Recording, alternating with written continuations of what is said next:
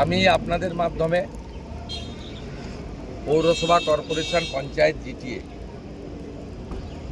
চুরি চামারি যারা করেছেন থানায় গিয়ে আত্মসমর্পণ করুন। যেতে পারছেন না কাটমানির টাকা ফেরত দেওয়ার ভয়ে,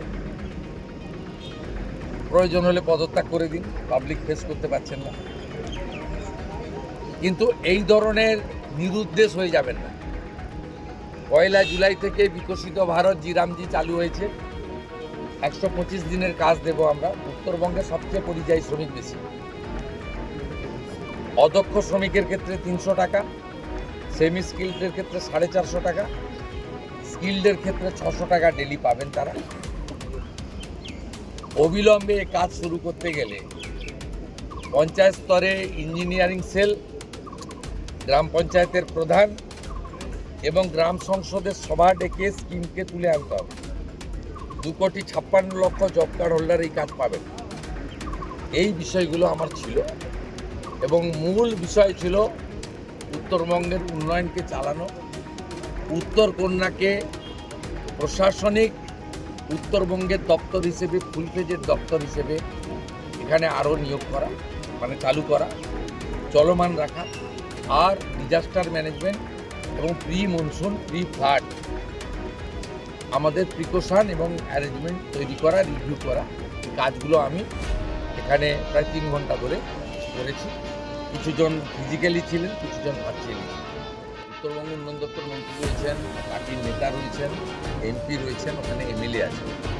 তারা সম্মিলিতভাবে যেটা ভালো করার করবে। দেখুন, আগের মুখ্যমন্ত্রী সব নিজে সিদ্ধান্ত নিতেন, বাকিদের কাজ করতে দেন। আমাদের এখানে মণ্ডল স্তর থেকে যেটা রাজ্য স্তর পর্যন্ত, বিধায়ক থেকে সাংসদ পর্যন্ত, মন্ত্রী থেকে মুখ্যমন্ত্রী পর্যন্ত কার কি কাজ বলা আছে, বেশ কিছু কাজ আছে, তাদের কাজ তারা করবেন।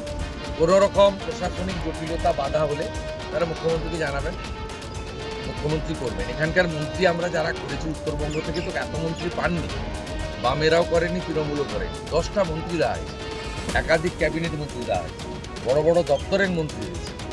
এত বরাদ্দ কোনোদিন আসেনি।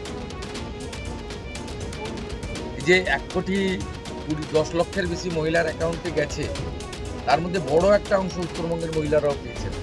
তার মধ্যে ধূপগুড়িতে, ওল্ড মালদাতে জুন মাসে যারা টাকা পেয়েছিলেন কেউ কেউ বঞ্চিত হয়েছেন। আমরা হিসাব করে দেখেছি জুন মাসে 28 লক্ষ লোক পেয়েছিলেন।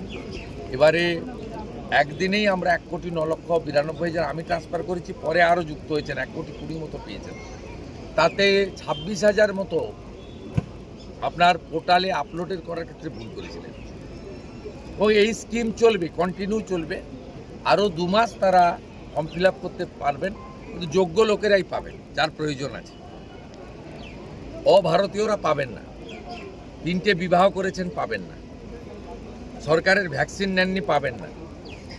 সরকারি বিদ্যালয়ে পড়ান না, ধর্মীয় প্রতিষ্ঠানে শিক্ষা দেন, সেও পাবেন না। যারা পাওয়ার যোগ্য তারা পাবেন। Thank you.